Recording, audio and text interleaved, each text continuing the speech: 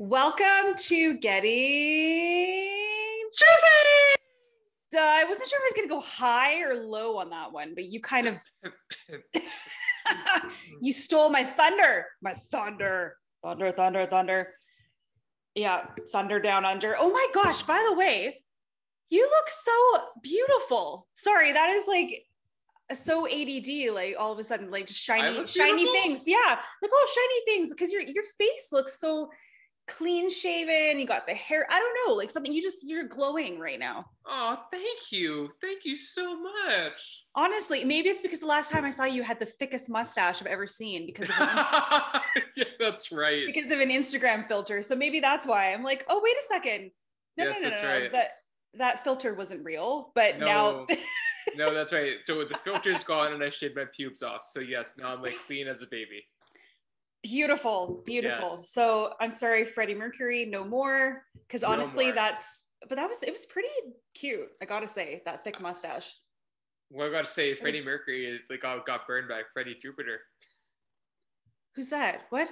I don't know. I just made it up. Oh my gosh. Oh, yes. Okay. The planets. Okay. I got it. Oh my God. Okay. Well, dad jokes gone wrong. Yeah, no kidding. That's not really a good tangent necessarily just to slide into who our guest is, but we're going to go with it anyway. Anyways, I'm Hero Prince. Yes, and I'm Rachel Rosen, and thank you for joining us. We have an amazing guest on the show that I feel I want to call him like a master creator. So we have a gentleman, a person on our show, and Daniel Alexander Jones, three names. This human, I believe, is going to be zooming into us from New York, so 3 hours ahead. This human, I just say human because I just feel like there's so many facets to. I agree. To Daniel, a writer, so like he's gonna have to correct me on this. I just feel like he does so much singing, writing, performances on, I don't even know if I want to say on Broadway, off Broadway, plays. Also, not only Daniel, but is also, I want to get this correct. Jemima Jones, which I love.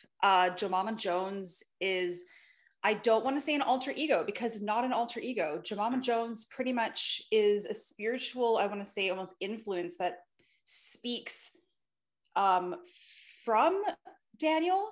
Yes. I mean, it's super interesting and a beautiful singer, has some gorgeous songs. And I said the word spiritual already, but I just feel like Daniel is a very down-to-earth spiritual, I'll say it again, person who allows that to shine in all the facets of what he does. So absolutely. Please add to that. I know it sounds kind of vague. Yes. But I really want to dial it because I feel like there's just so much to Daniel. So I really want to, that's what we're going to get down to in this podcast. Who is Daniel? Let's dive deep into who he is. So yeah, well, I mean, like Daniel, when you look at Daniel's website, there's many different credits, many different drop downs and things like that. Oh my gosh, yes. So it's really like, for me, I know it's all relevant and important information, but I also am curious to know what all of it is, even by clicking and reading. I'm curious to know what the full extent of those projects or accomplishments or artistry that Daniel has really provided themselves into their career. And I do agree with you. I think Daniel is an embodiment of expression and being a visionary, being a kind of a mastermind of things. And that's what I got from looking at the platform that he's created. So I'm curious to see how, not just himself, but how he got into what he's doing. And you can see a little bit on his website about where he might have came from, but it's not super, super obvious, even though there's a lot of wonderful information about what he's done, where he comes from, and what he's doing now. I'm really curious to know like where he started. Oh my gosh, yes, because like we both have said, there's a lot. He's done a lot, and the website proves it. And so yes, just super stoked to hear more about Daniel. And even though he's so multifaceted, what is his focus right now? Because I feel like that's changed definitely over time for him, perhaps. And there's, I think it even says, I think Jemama's perhaps a big focus of his right now, perhaps. But we'll dive all into that very soon, and hopefully put a mental health flair on all of that as well, because I'm sure with every person there's something under the surface, or even or on top of the surface, even, because I feel like not much really gets stuck under the surface for Daniel. That's kind of the gist I'm getting, perhaps, which is beautiful. So yeah. And then before he hops on, because we don't even know if we did this in our last episode about our question of what is juicier at the end of the podcast. Did we do it at the last episode? I don't think we did. No, I don't even. No, we didn't. Are you sure? Like who? Oh wait, okay, we had wait Alice a second. last, and yes, we did do it. Okay, yes, maybe we did. You know why? Yes, because the last episode we uploaded to our YouTube channel. Please subscribe. Yes. Getting Juicy with Rachel Hero is actually an upload from an Instagram live we did with mustaches, which is why we're talking about mustaches. Yes. But we did not talk about that question. And I want to raise the question again this episode. And my question for Daniel, because I want to also know the definition of these terms myself from somebody who's living there, is what is juicier, on Broadway or off Broadway? Oh, that's a fiery one, man. I think it truly is, because I think at one point, like, I mean, you go ahead. I'm talking a lot. What is your answer to that question? Because I have a bit of an answer perhaps to that from my own. I mean, honestly, I want to say off Broadway. And why?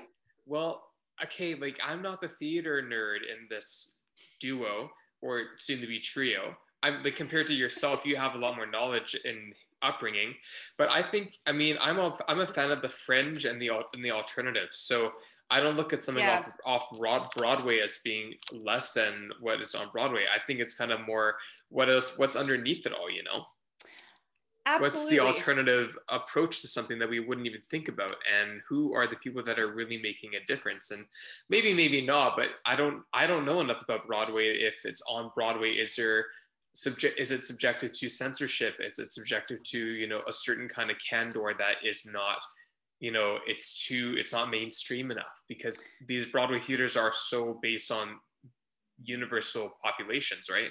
Yes. Yeah.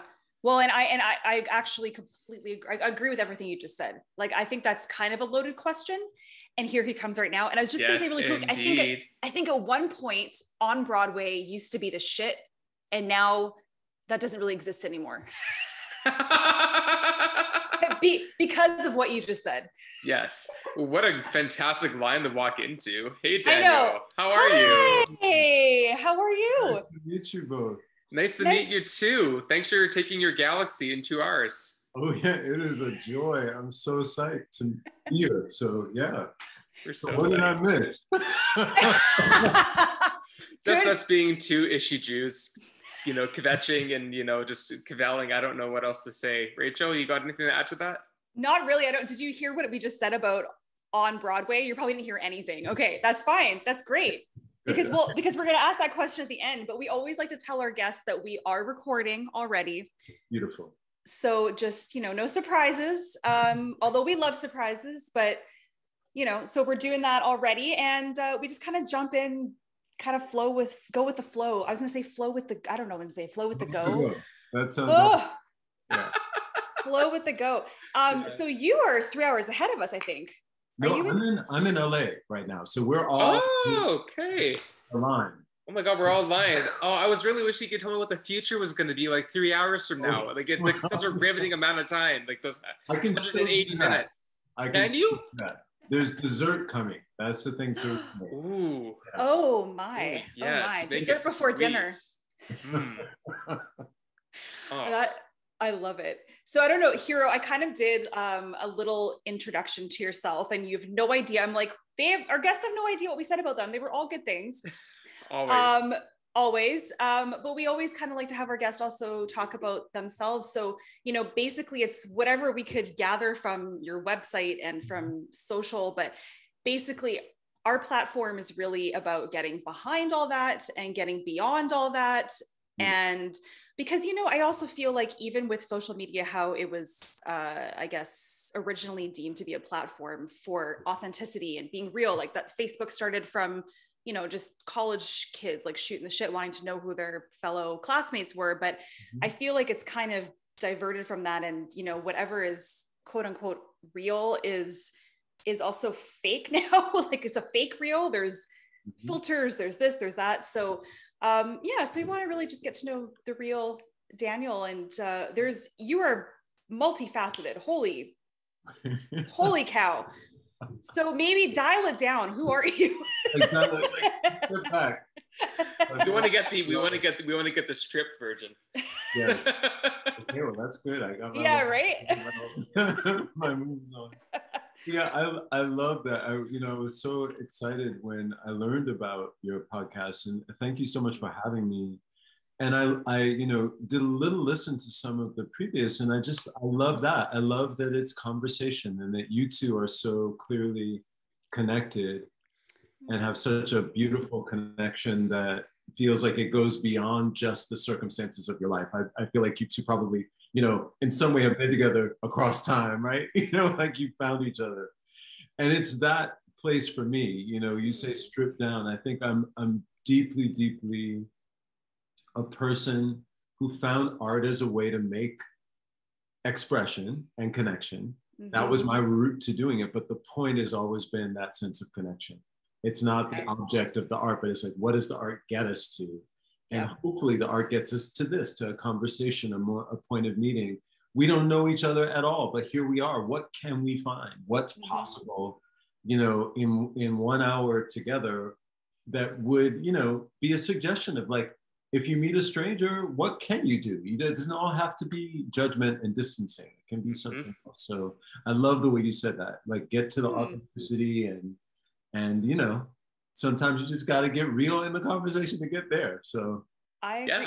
Thank you for saying that. And sorry, we talk over each other. Go ahead. Yes, I know. That's what happens. And, our connection comes from being best friends, and that transcended into working together as sharing a podcast. And we said from the very beginning, we don't want to change anything about our discussions on the podcast. We want them to reflect how we are as two humans, as best friends, and who are both completely aligned in that way.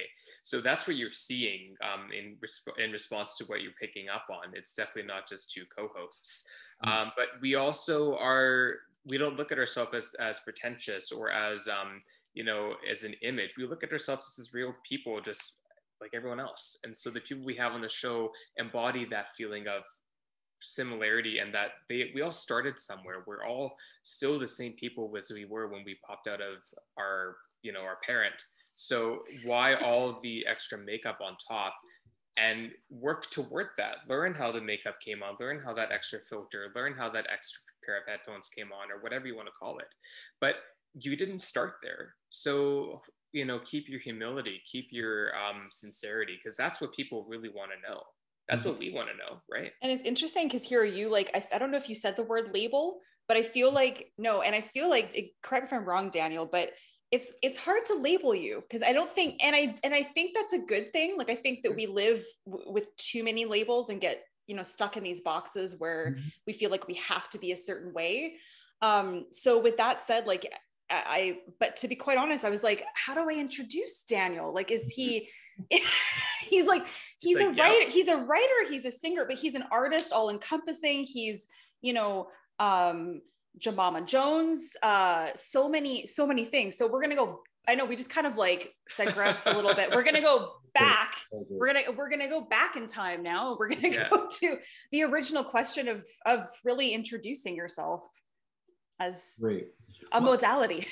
But I think I can make the introduction and answer that question of like the label or how to label by saying that, if I talk about who I am, I always have to talk about whose I am. Like, where do I come from?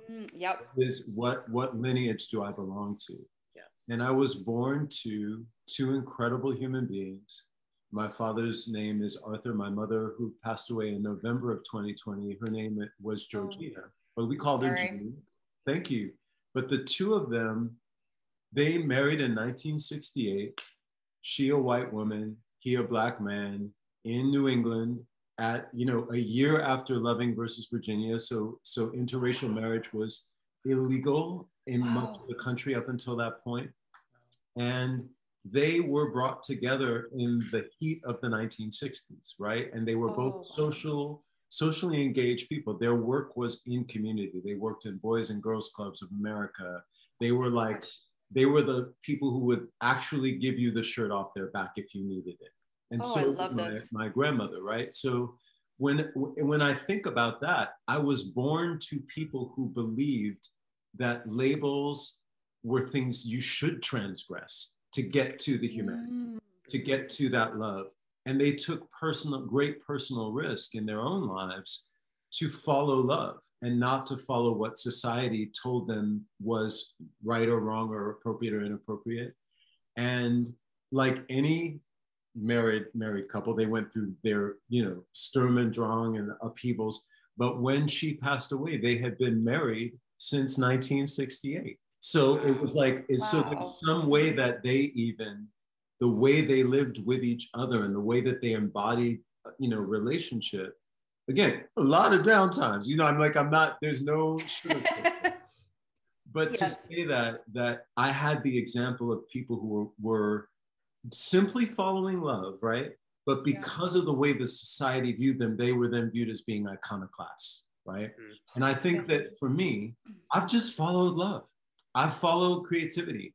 I've followed, like you two are best friends. I follow my friends. I work with people that I'm like, I like that human. I want to know more about them.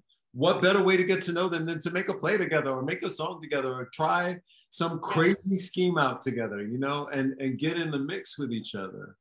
Yeah. And so, you know, what ended up happening is that led me in my journey to try on a number of different ways of doing things, different hats, so to speak, right?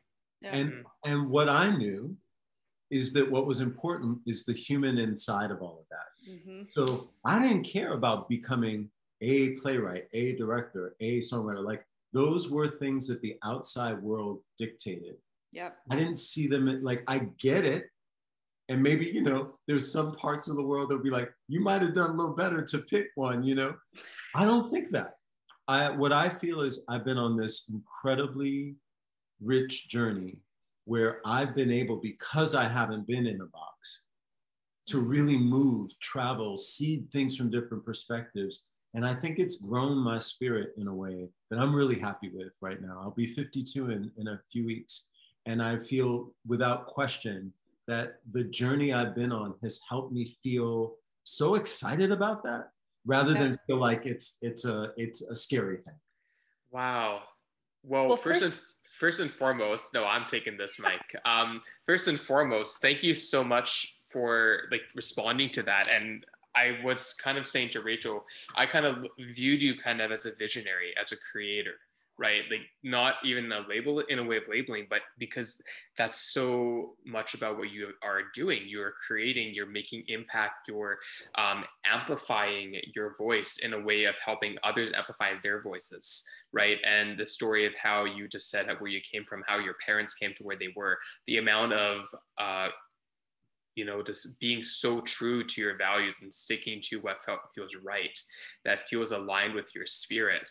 Those are things that take a lot of resilience, a lot of strength, a lot of perseverance, which is a thread that is all of us. And lastly, you also said your birthday's in a couple of weeks. So it's in February, correct? Yes. When is your birthday? February 9th. I am an Aquarian, like, yes. We all are. We all are. We all are. Yes. Yeah. That's why this is like it is already. I'm like, yeah, okay. We're 11 days apart from each other. She's January 31st. I'm February 1st, and you're the 9th of February as well. That's fine. We find each other. Absolutely. Yeah, we do. The triangle here. Yes. But what you just described basically sums up. Is that on your website? That story is the story. Because I don't know what's where anymore. Okay, that's the other part of almost 52 is you don't know where anything is. and the reason I say that is because that basically just it really sums up beautifully what maybe what I couldn't figure out about you. And so that just helped me, like, that just brought it all together. Right. So I love what you said. And then I also wanted to say, I thought Hero was going to say this. I thought you were 10 years younger than what you just, and I'm not just trying to blow smoke up your butt. Like, like whatever you're doing is working. So that's another thing. And I also feel like it sounds sort of like you're continuing to do, maybe you kind of already said this, continuing to do the work that your parents did, but just in a different way, in your own way, in your own creative way. So with that being said, where did the creative aspect, where did that come from? Did that come from your parents? Did they put you in those kind of classes growing up? You know, how did that kind of come about to be your outlet of what you're doing, I guess? Absolutely. You know, one thing that I often say about my upbringing was that art was so much a part of everyday life. It right. wasn't, how do I put this? Like, it was a special thing, you know, to go to the movies or to go to a museum, or very, very rarely, almost to the point where I can barely name a time outside of school-based stuff, like going to the theater. That wasn't a thing we necessarily did. Right? But yep. We, as kids, our default, because mind you, you know, this is the 70s and 80s, right? So we didn't have any Google stuff. Playing was go outside in the spring and don't come in until it's dark. And in winter is like, you better find something to do and get out of my face, you know? So a lot of what we did was making. We would, you know, construction paper or pops. And my mom was very, as somebody who worked a lot with kids, she was, you know, would do stuff like make homemade clay for us to play with, or help us learn how to collage something or something like that. So just the sense that one of the things you could do as a kid was go and make something was always there. But I had the benefit of coming up during the years where prior to the real kind of hammer drop of in the US of the Reagan administration's policies, there was still such incredible art in the public school. So I was going to public school, but we had painting, we had singing, we had dancing, we had theater, we had express, you know, that was a part of the curriculum from elementary school.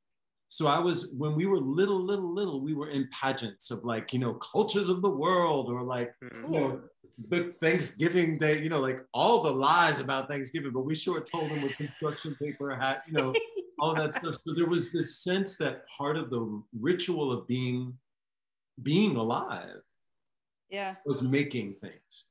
So that's kind of the you know, I say it to say that was the world I was in. Yeah. But so my exposure to creativity really came in high school, where I often say I was like the most geeky, nerdy, like outcast kid. I had the headgear that came out of your mouth and went around your head. Wow. Like, it didn't go, you know, like, it wasn't like on top of your head, was it? It wasn't on top, but it had the band that went. Okay, yeah. Okay. It was. So you're like, you're going around. Like, oh, jeez. A lot of stuff, you know. And again, it was like no Invisalign. This is like metal, you know. Wow. So I had the experience of being totally ostracized in junior high school, in the first part of high school. So much so that in my first year of high school, the only people I talked to were like the lunch ladies and the guidance counselor who watched to let you in and out of the cafeteria, right? And at some point, like halfway through, they divorced me. They were like, you need to go find somebody else to talk to because we're tired of talking. They were like, they shoved me away, and I was like, I'm crying, you know. Oh my gosh. So I bring that up to say that for me, visual art became the thing. Writing became the thing, because I could go in a private place and make something that reflected my subjective world. And it wasn't until the end of the 10th grade that I got kind of caught by theater. And I realized that inside this shy and awkward person, there was somebody who actually was adept at standing on a stage or being the center of attention and using that to move something in the room. And it was, then I was like, oh, that's what you are going to do. And that became my path.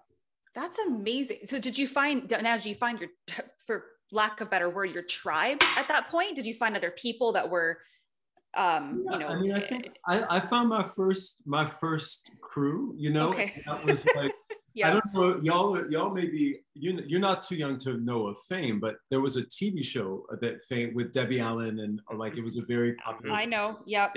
I'm okay. Well, we always age ourselves is fine. We're all in actually different eras, interestingly enough. So I'm going to be 40 in a year and a half. Oh, got it. Okay, so you had that. Yeah. Hero is, but Hero's 10 years younger. So there's like a real, like, it's turning 30. Interesting. Everybody's problems. We look at 1, 2, 3. Yeah, exactly. Absolutely. So yes, I do. And Daniel, actually, my parents were musical theater performers when I was growing up. So I'm familiar, like, maybe I'm more familiar with, like, Broadway shows, but yes, continue. Sorry. No, but that's really it. So 100%. Yeah, no. So I feel in a weird way like, one of the things I often tell younger people, especially because I've taught for a long time, so I tell my students is, especially when life gets tough, and especially when you're on the younger side, right? You have to keep going for one reason, which is you haven't found all your people yet. And you think you're making decisions about life, and you haven't gotten your full crew. I still don't even have my full crew, but the people I've got, like when I think about who I met in my 20s, who I met in my 30s, who I met in my 40s, and how those meetings changed everything about my view of life, about possibilities, healing, radical transformation. So I'm always like, if I had stopped before, or if I had made a big decision without kind of keeping going a little bit longer, wouldn't have been magic. So what was the motivation then? Because, like, I feel like, I both Hero and I talk a lot about mental health on this podcast. And I feel like if that had happened, just bringing it to me, just because of what I know, if that had happened to me at that age, I think I might have gone further into my shell, unless I had some sort of, I guess you just said it, an outlet. So for you, it became theater. For me, it was yoga, like something, right? So something to grasp onto. But also at that time, yes, we're a little younger than you, but when I was going through high school, like, no one talked about mental health, or what was it like to be alone, or what was it like to be bullied, or, it was just like, the stupid, like, sticks and stones will break my bones kind of BS, right? So, like, I guess I'm just kind of curious, did you almost self-teach how did you kind of rise above the ashes, so to speak, without having that verbiage?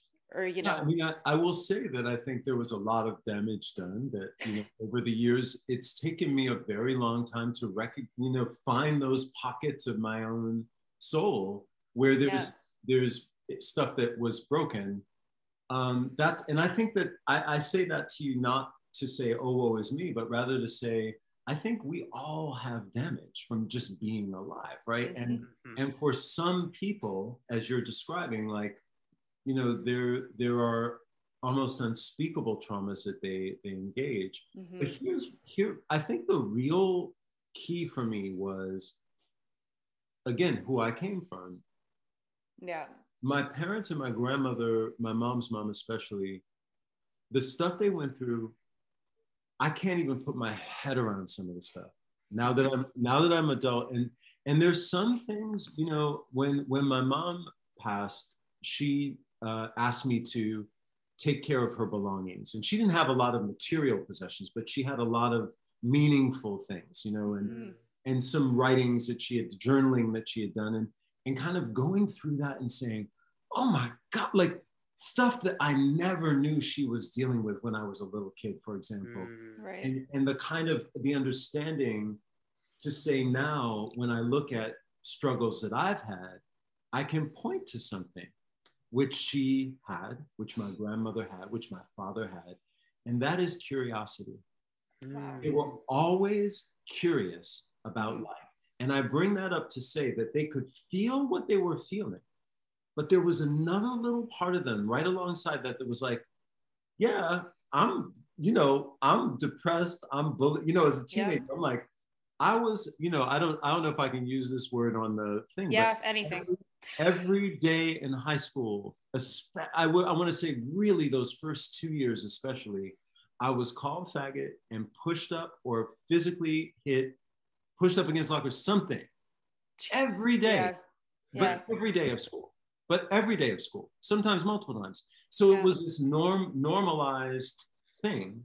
Yeah. And I had to say to myself to keep going. I'm like, yo, I hadn't yet grown enough that people didn't mess with me physically. And, I had that privilege as a male, cis male person and so forth. Yeah. But it was the curiosity to say, wow, this isn't a jacked up situation. Like, I'm in this, what's going on? So I would actually even then ask myself, so why are they doing that? Mm-hmm. Because I actually know them. I know their mama, I know their daddy, I know their cousin. Like, I know, and when we're in my neighborhood, it doesn't quite go down like that. It's not that they don't hold the same opinion, but it's not quite the same. But when we're in school, it happens. And so I started even then to be able to say, oh, there are structural things happening here that are causing this dynamic that I'm caught in.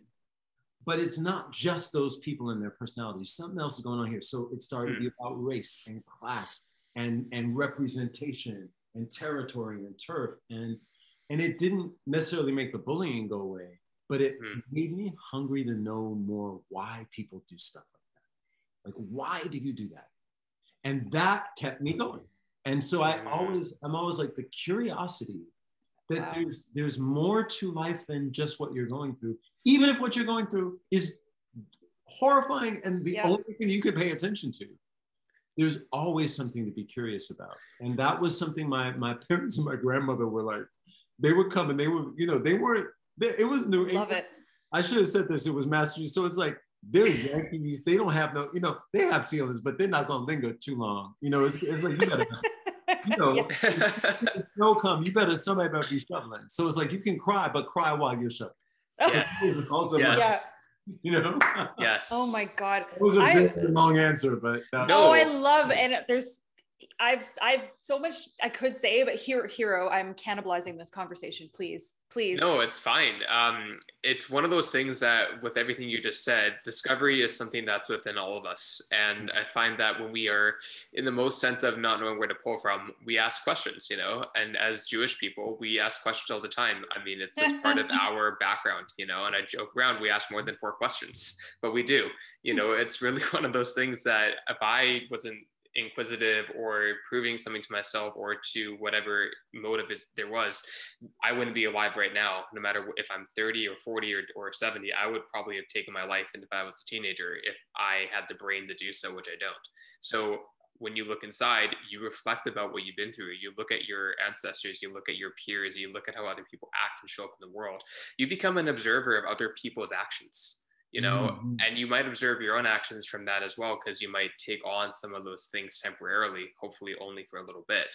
So the oppression and the homophobia, and I would guess maybe some aspects of racism, maybe less, maybe more. I mean, I'm growing up in the generation you did, and even today, I can only imagine how those patterns, to unpack that, to unlearn those things, and also to process it.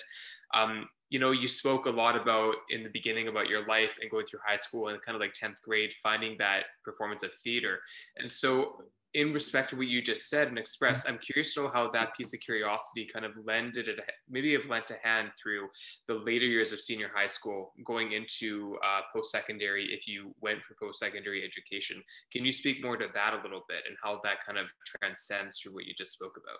Yeah, so the first thing that really was different was all of a sudden I had been it was like one of those toys that like you can turn inside out and there's another, like the dolls that are like 2 different dolls, Yeah. So all of a sudden I was moving in the world, like whether it be the hallways of Classical High School or the street or what have you, understanding that I could manipulate the way that I moved through space, the way I took up space. And as a result of that, that I could change the way that other people were perceiving me and sometimes change their behavior based on the changes that I would make. So it was like, all of a sudden I was a mad scientist for behavior. Like I was like, oh, what can I do? So all the ability that I found almost accidentally to be able to transform in a monologue or a thing, which was so nascent, you know, like it wasn't a skill yet. It was like finding out you had a superpower, but you have no notion of how it works, you know? So I wanted to figure out like, how does this work? So I ended up really, you know, it was the 80s, right? So I was like, there was at that time what we called, it was called gender bending, I think was the name of the term, right? And it was a lot because of, you know, obviously in the 70s, there had been Bowie and there had been LaBelle, and there were like, so there was a lot of that happening. But the 80s with like Culture Club and you know, there were just all of these sort of places where all of a sudden what was then called androgynous was somehow, it had currency in the culture. And I was someone who, especially when I was in that age bracket from like late teens through my 20s, that I was quote unquote androgynous. Everyone was confused about my gender presentation. You know, I really look back now and I'm like, oh, I was like a little hippie chick. Like I was very, you know, I had my long hair, I was very like this, you know? And so I tried on a lot of different stuff. So I was like, well, what, you know, if I dress like this, what will happen? If I wear eyeliner, what will happen? If I do this way, if I do that way. So I carried that kind of forward. And I began to realize, oh, that you can really change the conversation by changing, like in a way, like transforming yourself. What is that about? And that, of course, is key to a lot of performers, right? Like maybe a great interpreter as a singer or a great actor or someone like, I'm thinking of like a Charlie Chaplin, even like someone who's comedic, right, in their presentation. So you know, working class, city, public school, I was like, I'm gonna be an actor. My parents, huge-hearted, you know. You're like, why? No, just kidding. No, but they were actually the ones. I'm the only one I know who was like, they were like, well, yes, go be an actor. And I'm like, none of us understood what that meant, you know. But like we, you know, there was this sort of just like, you go. And again, part of it was this sense that they walked with, which is like, do what we don't know. No one has done. Go do that. Why not? What, you know? Because it's the curiosity. It's the curiosity. It's with them. To be free. We're supposed to be in a different world now, right? Like so. That's an important thing. I think for a lot of people now, it's hard to imagine that my generation actually came up believing we were going to integrate this culture. We actually came up believing that we had moved past certain places of silence, and that even though we didn't have any rule book, we were messed up in a lot of respects.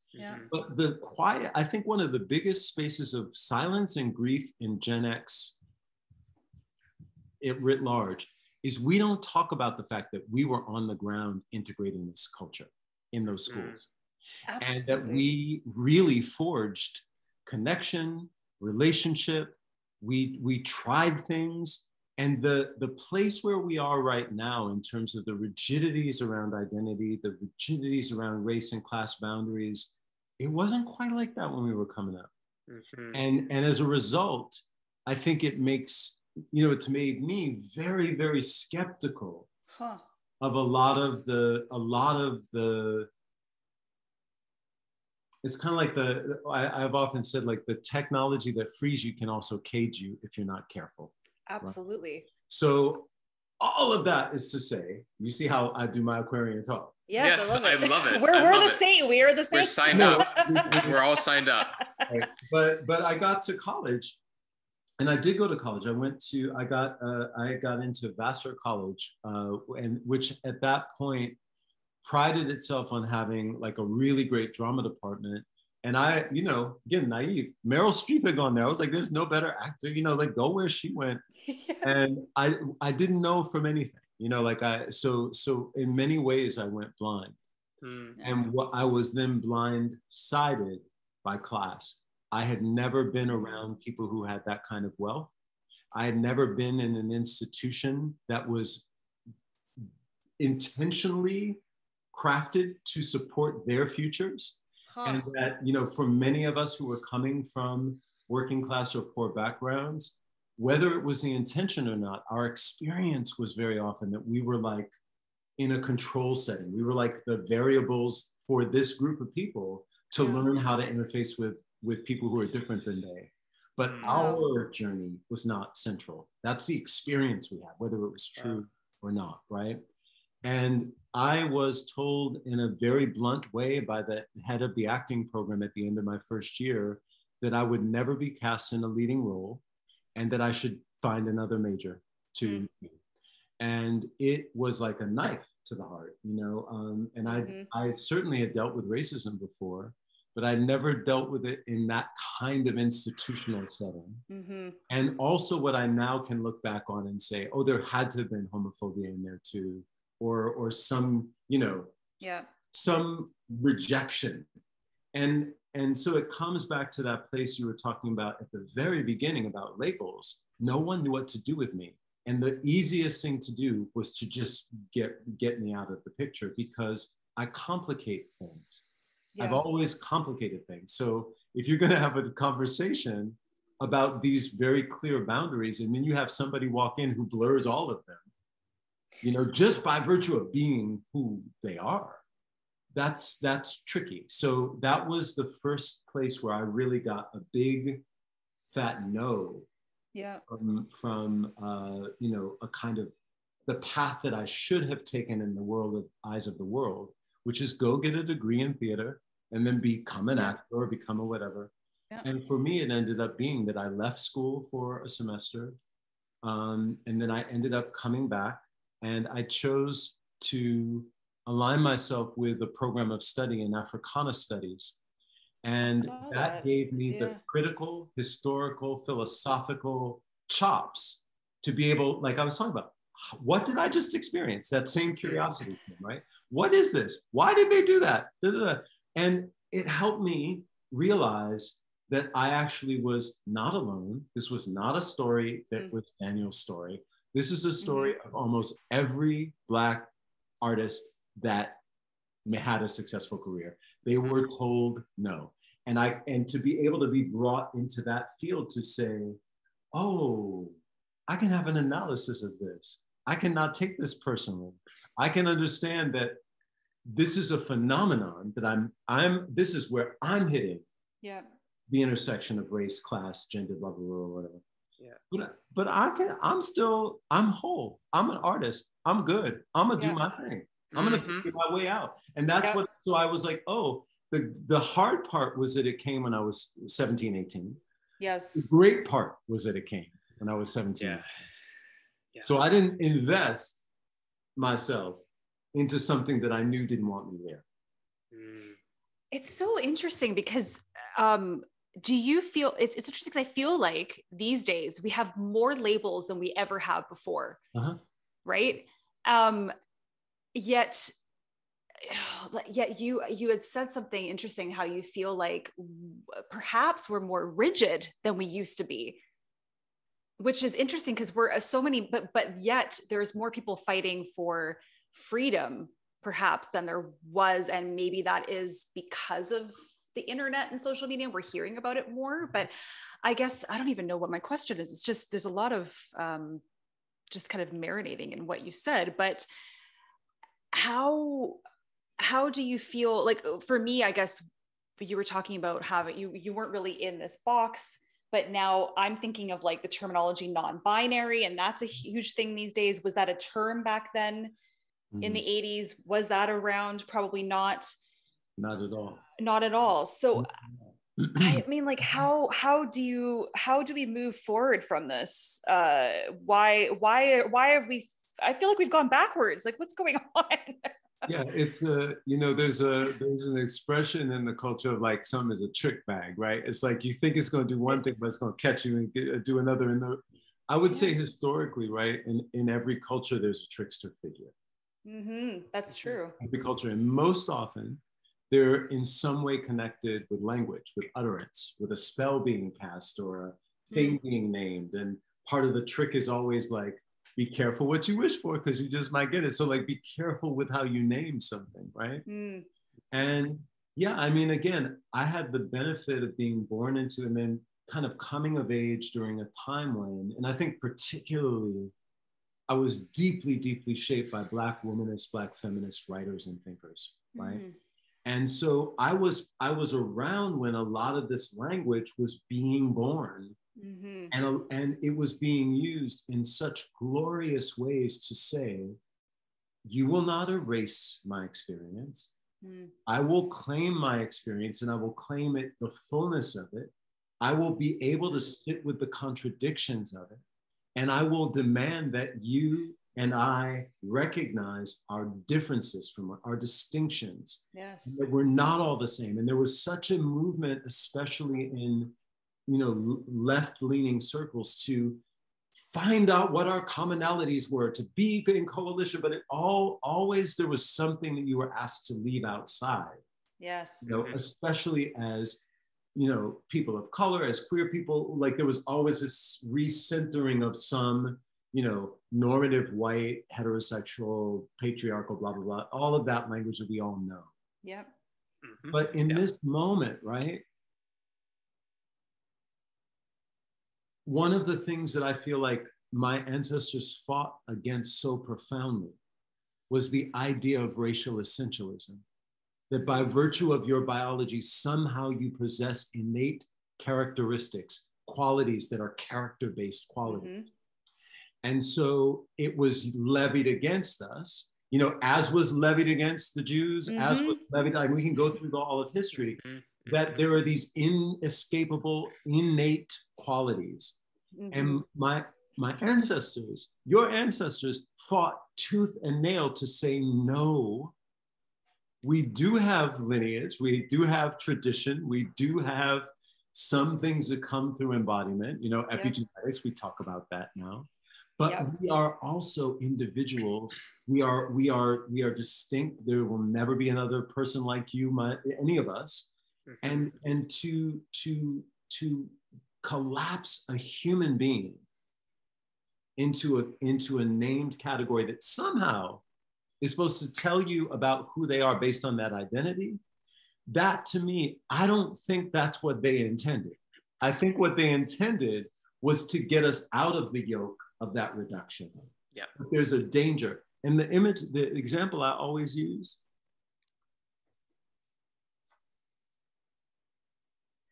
two young women were born and raised in Birmingham, Alabama in the 1950s, like late 40s through the early 60s. These young women were not in the same family. They both lived relatively near one another. They both knew one of, if not more, of the four little girls that were killed in that infamous bombing in Birmingham. And one of them became Angela Davis and the other became Condoleezza Rice. Two Black women of the same age, from the same town, who knew the same historical circumstance. And they couldn't be more different from one another. And the consequences of those differences could not be more profound. So the danger for me when I hear someone say, oh, we just need somebody who is this, this, and this. I'm like, y'all, it's a tricky thing. So it is not to say that I'm against the idea of naming the spaces. Like it would matter if I was, right? But like what is important to me is I do get to look around and I see what you're saying. In this younger generation who I've been fortunate to teach. I've never seen young people go to the mat for one another like I have seen them do. They will fight you to make sure somebody has the ability to be who they are. Yes. Strength. That is a tide shift. But I also want to ask folk to remember that you want to fight for people's right to continually be becoming, continually be discovering who they are, changing their mind, revealing new layers, contradicting the story that they might have told even an hour ago, because they're continuing to unfold as human beings. So if we're able to have both things, the naming that allows us to connect and to see and to articulate experience, and the freedom and the space to continue the journey of being alive, I'm down with that. But that doesn't feel like where we are right now. Yeah, you very well said, for sure. Absolutely, geez. You know, and I think one thing you're talking about that really struck with me is that the idea of how we can all start out in one plane or from the similar experience, but it doesn't mean we end up in the same way, even if you may think it would happen to be that kind of course. And as someone that is cisgendered as myself, I'm someone that is a huge ally and a huge advocate for non-binary individuals, and not necessarily just people, but neutralizing the binary as a whole is kind of the buzz phrase that I like to kind of say in terms of when people say, what will I not shut up about? Like a dating app, and if I say like, what's your icebreaker, or like your prompt? Think like what I will never shut up about, and it's neutralizing the binary. Because that is honestly the fact that two things that separate them from being different, and they don't need to be different. You just neutralize, because there's all this dialogue about positivity, and that's great. But what next? It's not a matter of it just being positive or negative. It's about not it having anything. It's just about it is what it is. We're human, we're people, we're blood, we're water, we have cells or molecules in our body, but all the things that we try to pin judgment or discrimination to each other against, that needs to continue to die. That needs to continue to settle down, so that way we can have an understanding of how to embrace another in our differences, to learn, to be curious about our differences, but come at it from a place where we're not segregating and dividing another, because segregation has been in so many different parts of our history as far as we can remember. We don't need to segregate more and more and more. And I think there would be a lot less of that, as Rachel's pointing out, if one, I'm a little bit in a different, not disagreement with Rachel. I think I hear what she's saying. I think we do have too many labels that are out there. But I do find there are certain things that help us understand each other better, which is what you were referring to. And that's where I see it as well, because there are things where you can easily say someone I have, or I live with, or I identify as such, that opens a conversation that can help understand someone, to help understand you better and how to navigate in the world, but not victimizing yourself because you are that, and that you don't take responsibility for how it may affect you or your placement in society or the industries you may choose to be in as a professional. Yeah. It's a lot. It's true. It is. And, you know, it's kind of like, well, we've talked about this, I think, on the past couple episodes about just our shared paths, and about both Hero and I are grandchildren of Holocaust survivors, and just how, you know, there are certain things like what you just said. I mean, if I said, well, you know, my grandparents are Holocaust survivors, and therefore there's that whole experience, it is still a part of me. I'm not going to say it's not. Like, that is a part of me, and that kind of would tell you perhaps, you know, how maybe we go about our lives. We're resilient, we're strong. Okay, yeah, we've got a lot of mental health bullshit as well because of that, that I don't necessarily want to detach myself from, but I also don't want to, I guess, be labeled as such. So I think it's really difficult to just kind of be out there in the ether as just, you know, whatever you kind of that it's just, I don't even know what I'm trying to say. There's a lot. We need to come to that thing that there's a lot, right? And that, you know, a quote I come back to again and again and again from one of my late mentors, who we also lost last year. Her name was Robbie McCauley, one of the great performance artists of the United States. Wow. And she would always tell me, you know, when it comes to contradictions, always seek to house the contradiction not to resolve the contradiction. Because that contradiction, it's like a nuclear engine. Like there's the tension between the things that feel like they can't be in the same space. Make the space bigger. Don't try to mash them or pick them because that tension is life force. And so, yes, you know, we do have these inherited threads of experience that are real, and spiritually, that like not only epigenetically, not only in terms of narrative and family story, but on a spiritual tip. What does it mean that you are the dream of the one who struggled to survive or didn't survive? Absolutely. Right?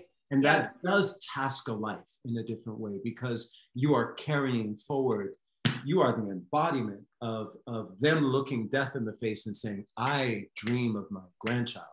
Yes. Absolutely. You're the embodiment of that thing. Yep. So yes, and my thing is just this, is like,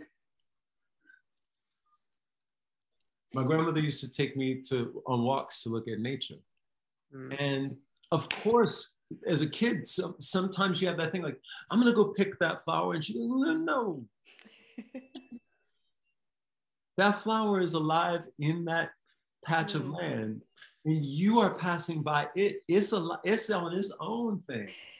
How can the encounter be one that doesn't lead to extraction or cage picking a thing?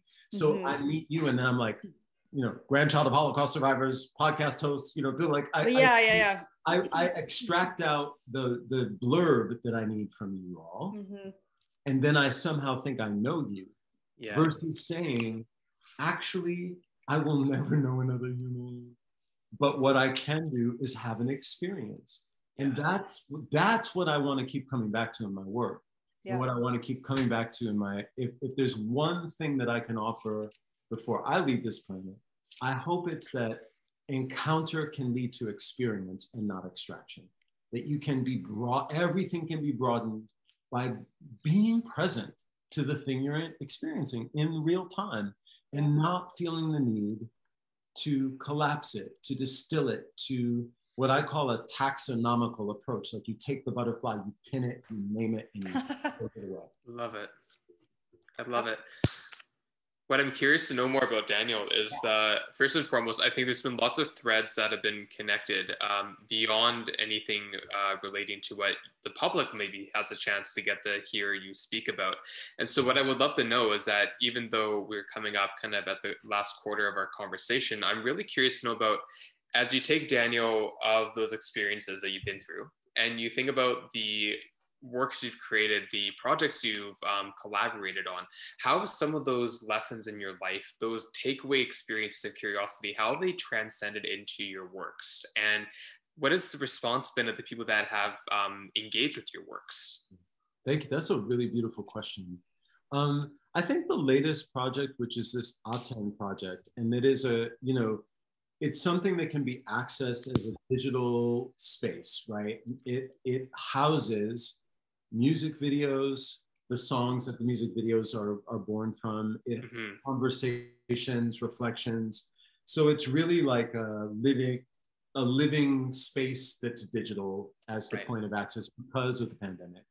But which afforded me this incredible opportunity to make something that wasn't about live performance in real time with other people, but somehow takes those same ideas and puts them out. So I think the way that project did what you're saying, like how did I bring these questions to the work, and how did the work inform me?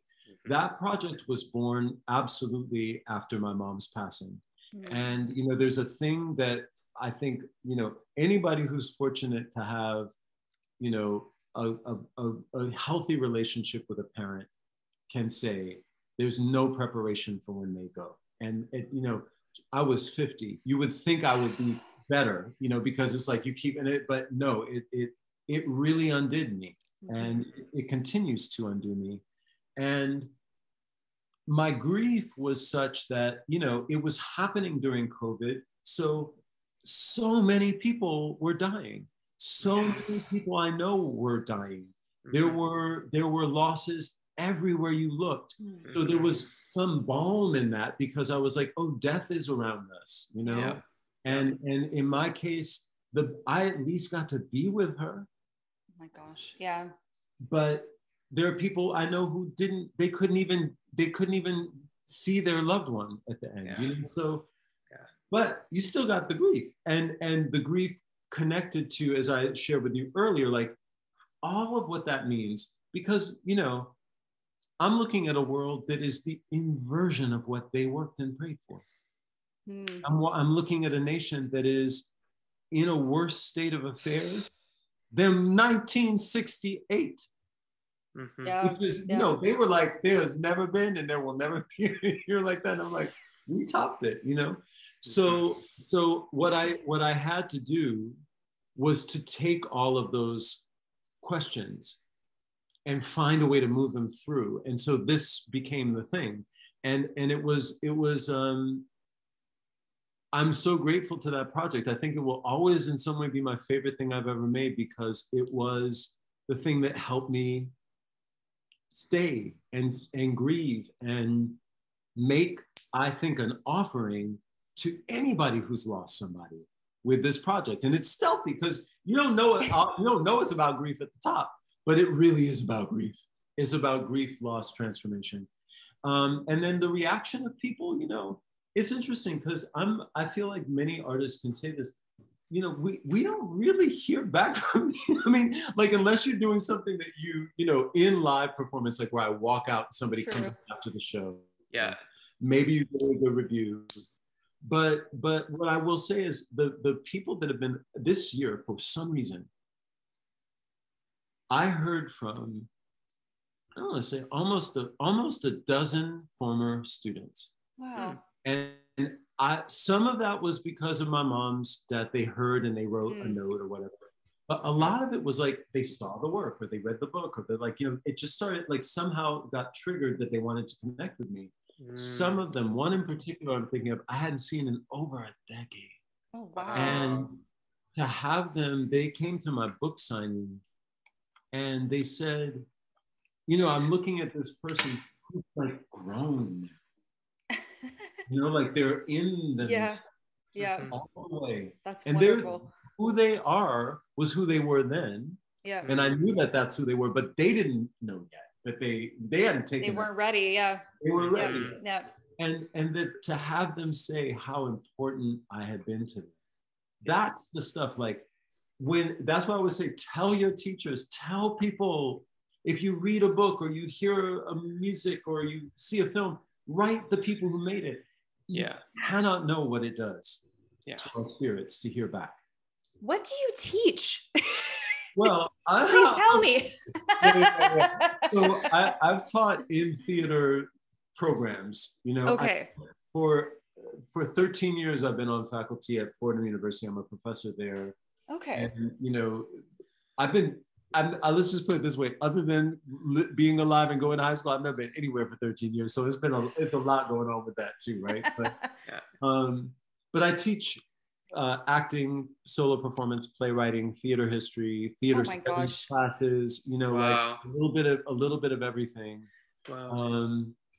And it's been vital. I think it really, being able to do that over the, you know, I started really making work professionally, like officially out of school and everything in 1993, and I've taught the entire time. Okay. Wow. It's definitely a part of who I am, for sure. And did you ever live in New York City? Why do I feel like, so how long have you, a long time. So how long have you been on the West Coast? I've been in and out of New York like most young artists, you know, on and off. But then I lived there in the early 2000s, and then I returned in 2006 and have lived there until 2 years ago when I started coming. I've been coming out to LA a lot. But I had a sabbatical year, and then the next year was the pandemic year. So I was out here for 2 years, and I kind of realized that this is my place. You know, like it takes a long time to find where your place is. Yeah. and so I maintain my relationships with work in New York, and you know, and kind of listening for what parts of the chapter will be next. But LA has been, the West Coast in general, I should say, is really where my spirit has always wanted to be.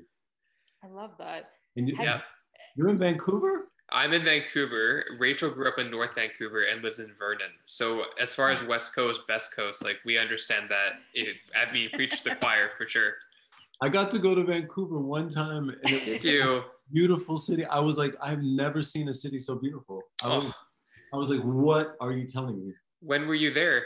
I was there in like 2005, and I have to say, I was there when it was sunny. So everybody was yeah. Yeah, definitely not sunny right now. Still that is, it is very beautiful. Before, I just want to ask something before I know I can't believe what time it is already, but tell us about Jemima Jones, because I was listening on Spotify to some Jemima Jones and I really enjoyed it. And is this still something that's very much part of you? Yes.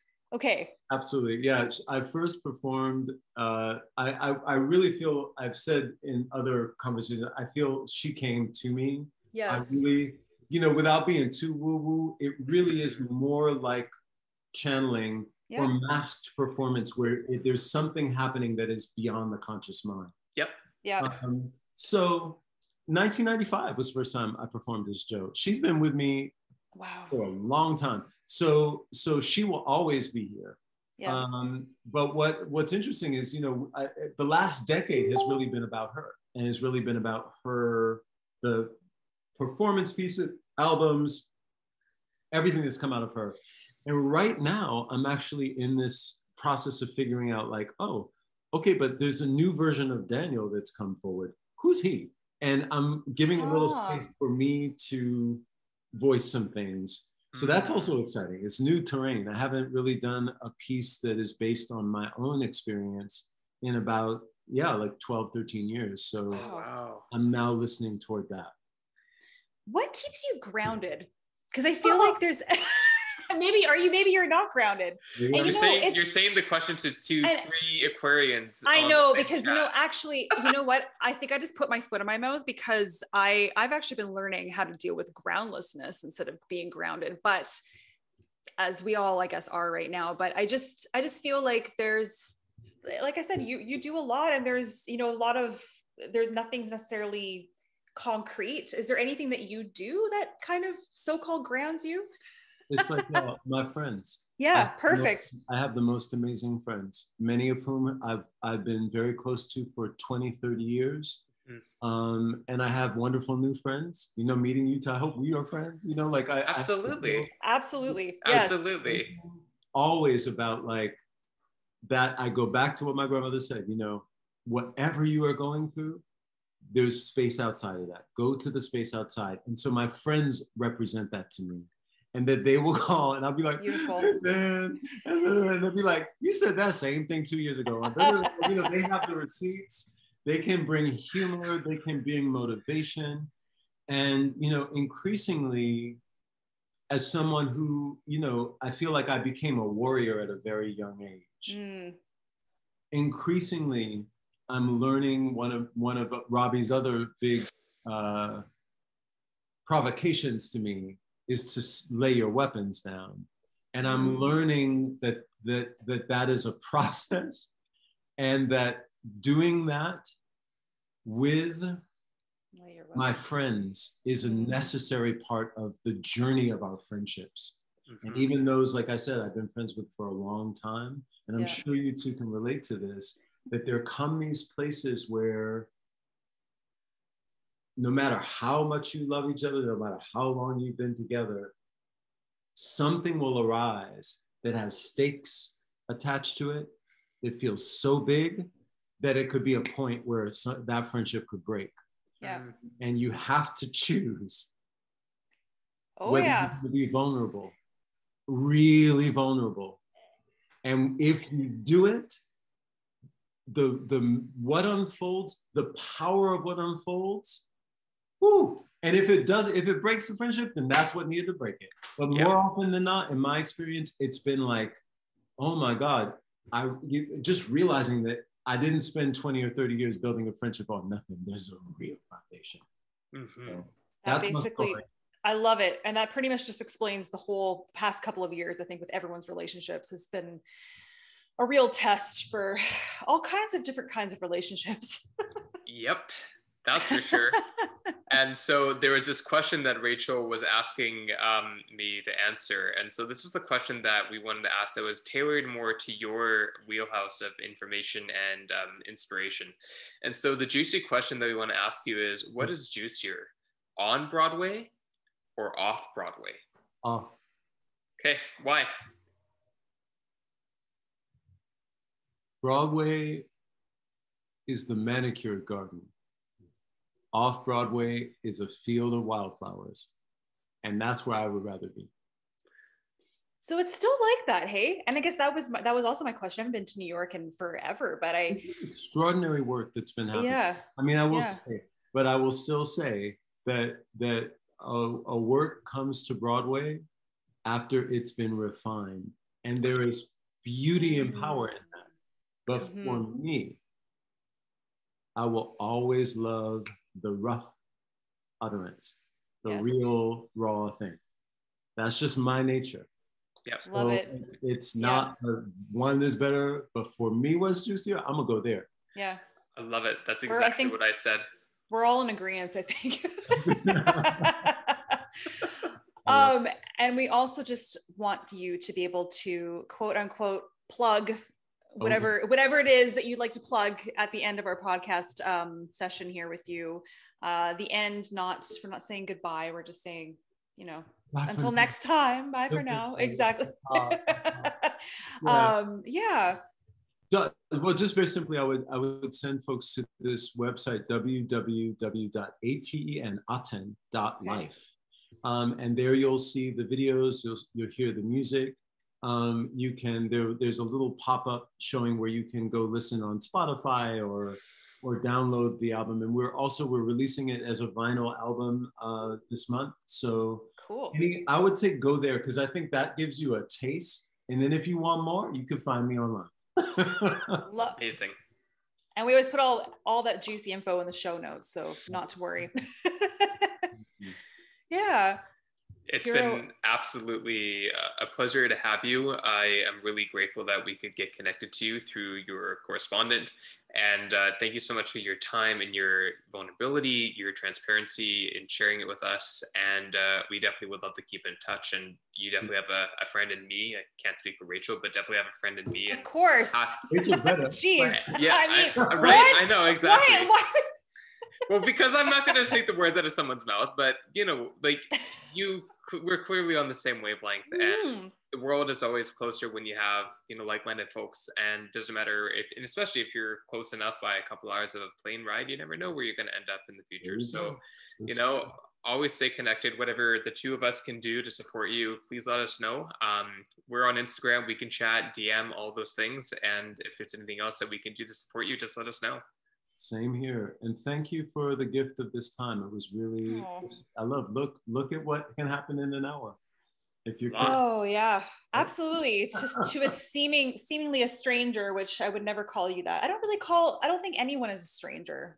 We're just all haven't found that piece of connection yet. Right. So. Yeah. Thank you so much. Yeah. Thank you. We'll chat soon. Have a good night. Bye, Daniel. Bye. Thank you. Juicy.